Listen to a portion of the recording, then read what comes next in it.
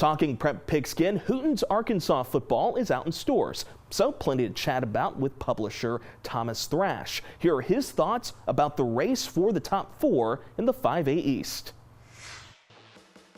Valley View and Nettleton, it kind of reminds me, was a couple, like my first year at Hooten's, it was the Nettleton won the conference against Valley View like week 10. And that it's kind of reminds me of that group. You know, Wind is going to be there.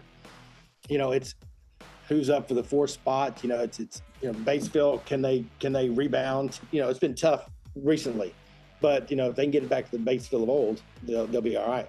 Brooklyn's kind of a wild card in that mix too. They've been kind of on the climb They too the had a last great couple year years. last year early on. Remember how well they did early on, and they got a lot of momentum, and they were young.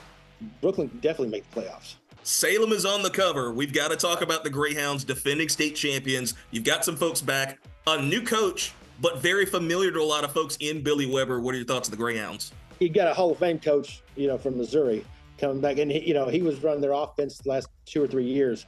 He's really, really good, you know, and that's whatever, you know, even Coach Watson will say that, you know, and they've got a lot of guys returning, and they are probably, they are the favorite to win it. Somebody's got to knock them off. You know, you're going to play physical football against them. I mean, they just run it and hit you. Southside is, you know, they are coming off one of their, I guess, their best year in school history. I mean, got to the semis against Arkadelphia, you know, and then Arkadelphia blows out Elkins. Highland is really good. Highland's got some guys returning that are extremely talented.